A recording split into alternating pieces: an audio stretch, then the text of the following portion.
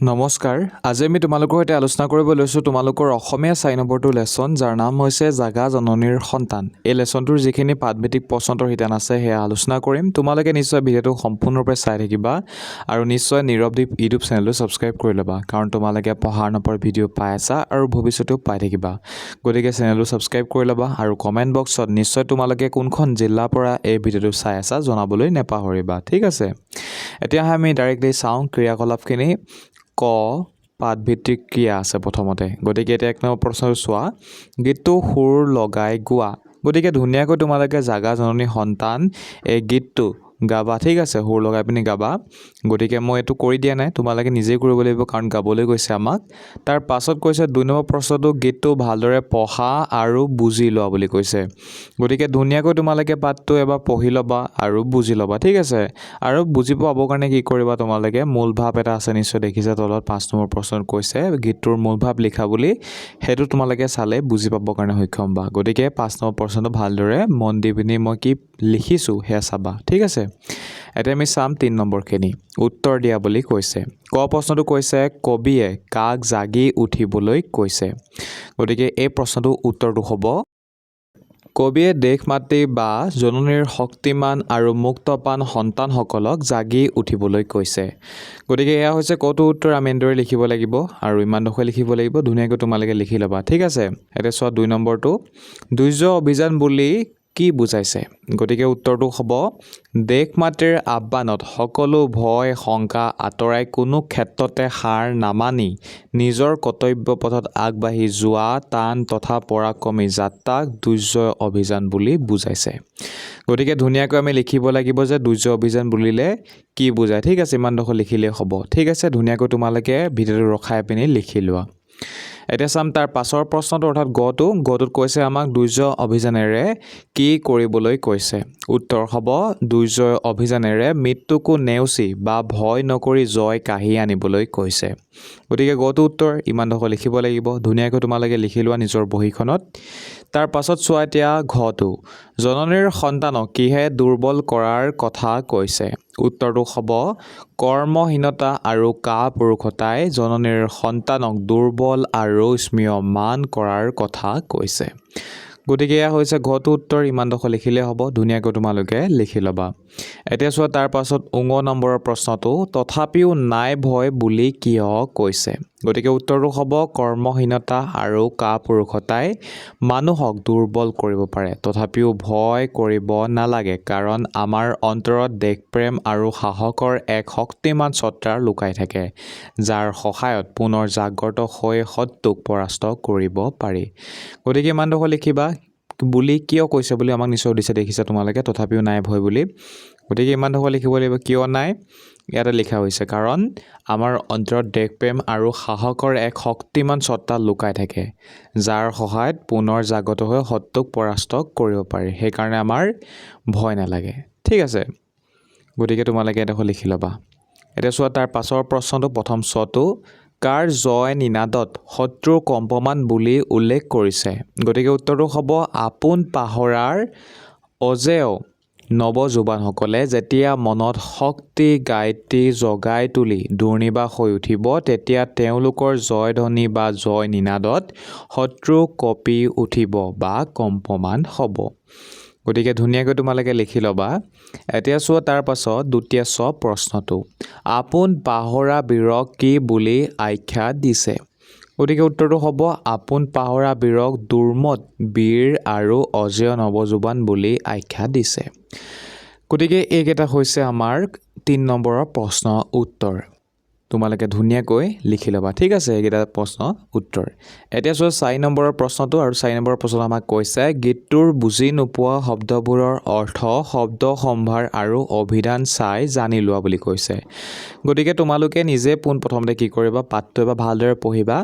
যদি কিছুমান কঠিন শব্দ তোমালোকে দেখিবৰ কাৰণে পাইছা যিসমূহ তুমি অৰ্থ বুজি নাপোৱা সেইসমূহৰ কি কৰিবা অৰ্থটোহে তোমালোকে শব্দ সম্ভাৰ অৰ্থাৎ কিতাপৰ যে লাষ্টত যে অৰ্থখিনি আছে শব্দ কিছুমানৰ সেই তাত যদি আছে তেনেহ'লে তাৰ পৰা তোমালোকে লিখিবা, নাইবা অভিধানখন চাই পিনি তোমালোকে ধুনীয়াকৈ কঠিন শব্দবোৰ লিখি থ'বা, ঠিক আছে, জানি থ'বা তোমালোকে।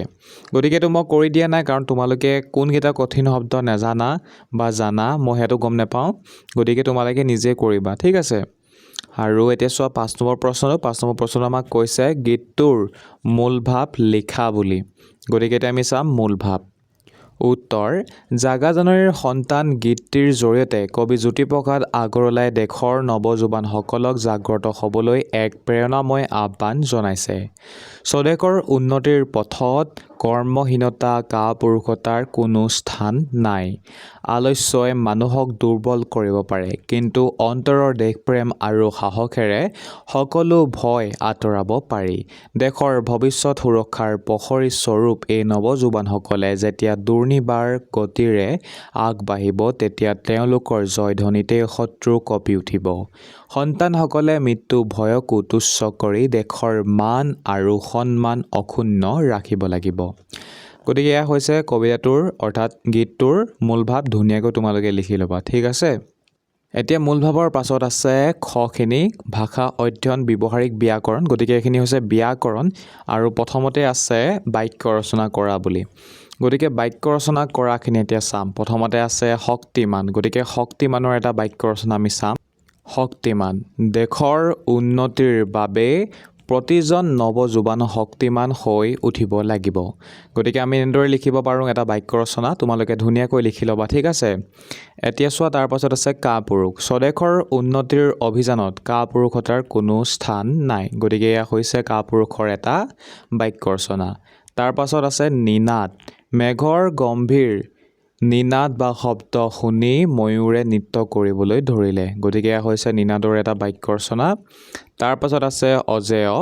আমাৰ দেশৰ সাহসী সৈনিকসকল শত্ৰুৰ বাবে অজেয়। গতিকে এয়া হৈছে অজেয়ৰ এটা বাক্য ৰচনা। তাৰ পাছত আছে অভিযান।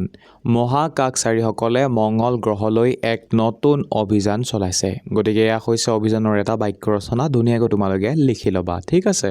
এতিয়া চোৱা তাৰ পাছত আছে জানুং আহা বুলি। গতিকে জানুং আহাখিনি তোমালোকে ইগন'ৰ নকৰিবা, ঠিক আছে। ভালদৰে তোমালোকে এবাৰ পঢ়ি ল'বা, কাৰণ এইখিনি মানে আমাৰ মেট্ৰিক পৰীক্ষাটো আহে। গতিকে তোমালোকে এতিয়া যে এইটোত পাইছা, গতিকে এইটোৰ পৰাই মানে এইখিনি জানি থ'লে তোমালোকৰ কাৰণে ভাল হ'ব।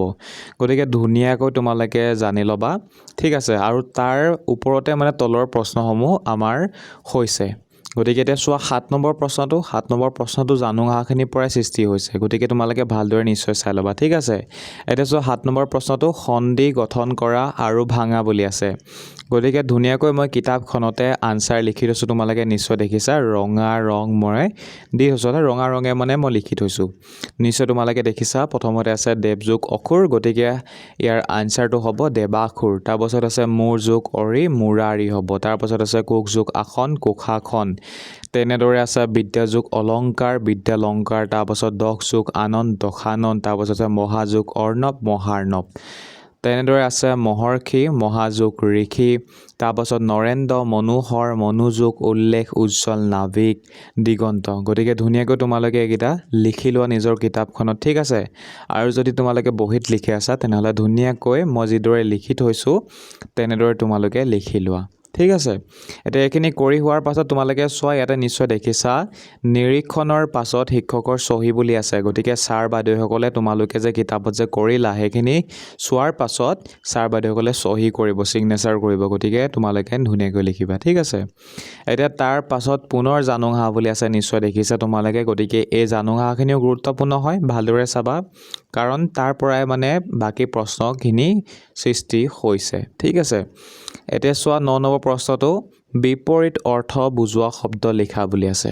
গতিকে প্ৰথমতে আছে মৃত্যু। মৃত্যু হ'লে হ'ব জন্ম। তাৰপাছত আছে ভয়, তলত আছে নিৰ্ভয় হ'ব। তাৰপাছত আছে জয়, পৰাজয় হ'ব। তাৰপাছত কাপুৰুষ আছে বীৰ হ'ব। তাৰপাছত শত্ৰু আছে মিত্ৰ হ'ব। তাৰপাছত দুৰ্বল আছে শক্তিমান হ'ব। গতিকে এইকেইটা লিখি লোৱা বিপৰীত শব্দকেইটা। তাৰ পাছত আছে 10 নম্বৰ সমাৰ্থক শব্দ লিখা বুলি আছে তলৰ শব্দবোৰৰ। গতিকে উদাহৰণ এটা দি হৈছে মৃত্যু, মৰণ, দেহ ত্যাগ, স্বৰ্গগমন, পৰলোক গমন। তাৰপাছত জননী আছে মা মাতৃ হ'ব। তাৰপাছত সন্তান আছে ল'ৰা ছোৱালীক পুত্ৰ কন্যা হ'ব। তাৰপাছত বীৰ আছে সাহসী বিক্ৰমী হ'ব। তাৰপাছত আছে নিনাদ, নিনাদ হ'লে হ'ব গৰ্জন, ধ্বনি বা শব্দ হ'ব। গতিকে ধুনীয়াকৈ তোমালোকে সমাৰ্থক শব্দকেইটা মই যিদৰে লিখিছোঁ লিখি ল'বা ঠিক আছে কিতাপত লিখি ল'বা আৰু বহীতো লিখি ল'বা এতিয়া চোৱা তাৰপাছত 11 নম্বৰ এটা শব্দত প্ৰকাশ কৰা বুলি দিছে গতিকে প্ৰথমতে আছে ক সাহস নথকা মানুহ কাপুৰুষ তাৰপাছত খ জাকৈৰে মাছ ধৰা মানুহ জাকৈয়া তাৰপাছত গ যাৰ শক্তি আছে শক্তিমান তাৰপাছত ঘ যাক জিনিব নোৱাৰি সেয়া হৈছে অজেয় লিখি ল'বা এতিয়া আমি চাম তাৰ পাছত 12 নম্বৰ প্ৰশ্ন 12 নম্বৰ প্ৰশ্নত কৈছে তলত দিয়া বিশেষ্য পদবোৰক বিশেষণলৈ পৰিৱৰ্তন কৰা গতিকে তলত দিয়া যিখিনি শব্দ আছে মান দুৰ্বলতা দৰ্শন দোষ বানৱ সেইখিনি আমাক বিশেষণলৈ নিবলৈ কৈছে এতিয়া আমি উত্তৰ চাম প্ৰথমতে মান যেহেতু আছে গতিকে মানি হ'ব তাৰপাছত আছে দুৰ্বলতা দুৰ্বল হ'ব তাৰপাছত দৰ্শন আছে দৰ্শনীয় বা দৰ্শিত হ'ব তাৰপাছত আছে দুখ হ'লে দুখীয়া হ'ব তাৰপাছত মানৱ হ'লে মানৱীয় হ'ব ঠিক আছে ধুনীয়াকৈ তোমালোকে লিখি ল'বা এতিয়া চোৱা তাৰপাছত গ নম্বৰখিনি গখিনিত আমাক কৈছে জ্ঞান সম্প্ৰসাৰণ বুলি গতিকে জ্ঞান আমাৰ যাতে বৃদ্ধি হয় তাৰ কাৰণে এইখিনি প্ৰশ্ন দিছে আমি মানে জানিব লাগে এইখিনি কথা ঠিক আছে এতিয়া চোৱা প্ৰথম প্ৰশ্নটো অৰ্থাৎ 13 নম্বৰ প্ৰশ্নটো ভাৱ বহলাই লিখিবৰ কাৰণে কৈছে হাতুৰ নিজ বাহুবলে সাঁতুৰিব নোৱাৰিলে যা ৰখাটোলৈ গতিকে বহলাই লিখিব যিটো কৈছে আমি এতিয়া উত্তৰ চাম উত্তৰ এই উক্তিফাঁকিৰ জৰিয়তে মানুহৰ জীৱনত আত্মনিৰ্ভৰশীলতা বা স্বাৱলম্বনিতাৰ গুৰুত্ব প্ৰকাশ কৰা হৈছে নদীত বা পানীত সাঁতুৰিবলৈ হ'লে মানুহে যেনেকৈ নিজৰ বাহুবল বা হাত ভৰি লৰচৰ কৰিবই লাগিব ঠিক তেনেকৈ জীৱন সংগ্ৰামতো জীয়াই থাকিবলৈ হ'লে নিজৰ পৰিশ্ৰম আৰু যোগ্যতাৰ ওপৰত নিৰ্ভৰ কৰিব লাগিব যি মানুহে নিজৰ শক্তিৰ ওপৰত ভৰসা নকৰি অনবৰতে আনৰ ওপৰত নিৰ্ভৰ কৰে তেওঁ জীৱনত কেতিয়াও সফলতা লাভ কৰিব নোৱাৰে বিপদ বা প্ৰত্যাহ্বানৰ সময়ত এলেহুৱা বা অলস হৈ বহি থাকিলে মানুহৰ পতন নিশ্চিত অৰ্থাৎ ৰখাতলৈ বা ধ্বংসৰ মুখলৈ যোৱা বুজাইছে গতিকে জীৱনত উন্নতি কৰিবলৈ হ'লে আনৰ সহায় লৈ আশা নকৰি সদায় নিজৰ শক্তিৰে কৰ্তব্য পথত সক্ৰিয় হৈ আগবাঢ়িব লাগিব গতিকে এয়া হৈছে বহলাই আমি এনেদৰে লিখিব লাগিব ধুনীয়াকৈ তোমালোকে লিখি ল'বা ঠিক আছে ভিডিঅ'টো ৰখাই ল'বা তাৰ পাছত তোমালোকে এতিয়া চাবা 15 নম্বৰ প্ৰশ্নটো 14 নম্বৰ মই প্ৰশ্নটো কৰি দিয়া নাই কাৰণ আমাক এটা গীত সংগ্ৰহ কৰিবলৈ কৈছে গতিকে তোমালোকে অনলাইনতে বহুত গীত পাই যাবা জ্যোতিপ্ৰসাদ আগৰৱালাদেৱৰ গতিকে ধুনীয়াকৈ তোমালোকে গুগলতে সাৰ্চ কৰি পিনি গীতটো গাবৰ কাৰণে চেষ্টা কৰিবা ঠিক আছে এতিয়া ডাইৰেক্টলি 15 নম্বৰ প্ৰশ্নটো চোৱা জ্যোতিপ্ৰসাদ আগৰৱালাই ৰচনা কৰা নাটক কেইখনৰ নাম লিখি তাৰে এখনৰ কাহিনীটো চমুকৈ লিখা বুলি কৈছে গতিকে এতিয়া উত্তৰ তেনেহ'লে আমি যাম উত্তৰ জ্যোতিপ্ৰসাদ আগৰৱালাৰ উল্লেখযোগ্য নাটকসমূহ প্ৰথমতে আছে শোণিত কুঁৱৰী কাৰেঙলিগিৰি ৰূপালীম নিমাতী কইনা লভিতা এতিয়া চুটিকৈ আমি লভিতা নাটকখনৰ কাহিনীটো দিছোঁ গতিকে আমি উত্তৰ হিচাপে এয়া লিখিব লাগিব তোমালোকে ধুনীয়াকৈ চোৱা কি কিনো মই লিখিছোঁ লভিতা নাটকখন দ্বিতীয় বিশ্বযুদ্ধৰ পটভূমিত ৰচিত কৰা হৈছে ইয়াৰ মূল চৰিত্ৰ লভিতা নামৰ এগৰাকী সাধাৰণ অসমীয়া গাঁৱৰ ছোৱালী যুদ্ধৰ ভয়াৱহ পৰিস্থিতিৰ বাবে লভিতাই নিজৰ ঘৰ দুৱাৰ আৰু পিতৃক হেৰুৱাব লগা হয় কিন্তু তেনে চৰম বিপদৰ মুখতো লভিতা অলপো ভাগি নপৰি অত্যন্ত সাহসী আৰু স্বাৱলম্বী ৰূপত থিয় দিয়ে তাই প্ৰথমতে সামৰিক হস্পিটেলত নাৰ্ছৰ কাম কৰে আৰু পিছলৈ দেশৰ স্বাধীনতাৰ বাবে আজাদ হিন্দ ফৌজৰ আদৰ্শৰে অনুপ্ৰাণিত হৈ যুদ্ধক্ষেত্ৰত জঁপিয়াই পৰে এগৰাকী সাধাৰণ নাৰী কেনেকৈ পৰিস্থিতি প্ৰত্যাহ্বান নেওচি এগৰাকী দেশপ্ৰেমী বীৰংগনালৈ ৰূপান্তৰিত হ'ব পাৰে তাকেই নাটকখনত দেখুওৱা হৈছে